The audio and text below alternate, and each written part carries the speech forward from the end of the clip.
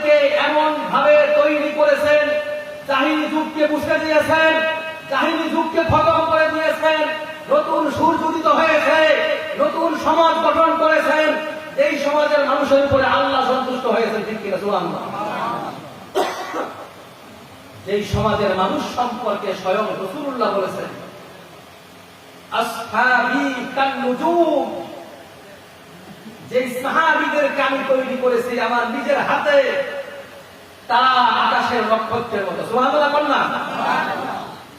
ইকতাদাইতুম ইকতাদাইতুম, আমাদের উদ্দেশ্য করে রাসূল বলছেন, হে দুনিয়ার মানুষ, যদি 1450 বছর পরের কোন একজন মুসলিম উম্মাহ সাহাবায়ে কেরামদের মধ্য থেকে সর্বনিম্ন স্তরের কোন একজন সাহাবীকে অনুসরণ করতে পারে, তারা হেদায়েত পেয়ে যাবে, সফলকাম হয়ে যাবে। সুবহানাল্লাহ।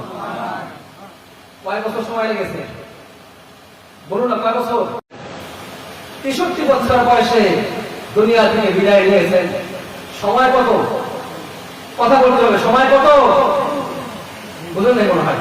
আমার সাথে আপনারা একটু কথা বলবেন। আমি আগে বলে নিয়েছি, কথা না বললে আমি আলোচনা করা কষ্ট হয়ে যাবে।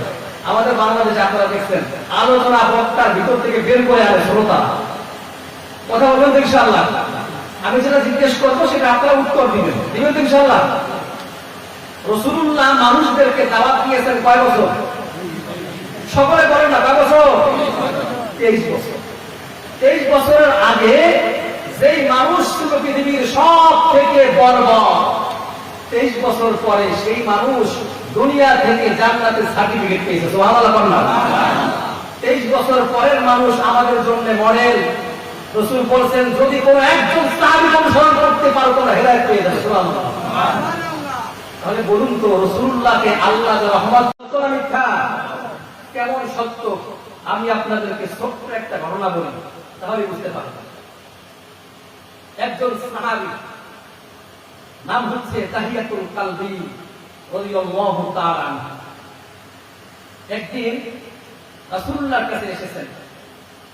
রাসূল বসে আছেন, সামনে এসে বসলেন, বসে বলছেন, ইয়া রাসূলুল্লাহ, আমার কথা বুঝতে কষ্ট আপনাদের? এসে বলছেন, ইয়া রাসূলুল্লাহ, আমি আমার জীবনে অনেক বড় বড় গুনাহ করছি,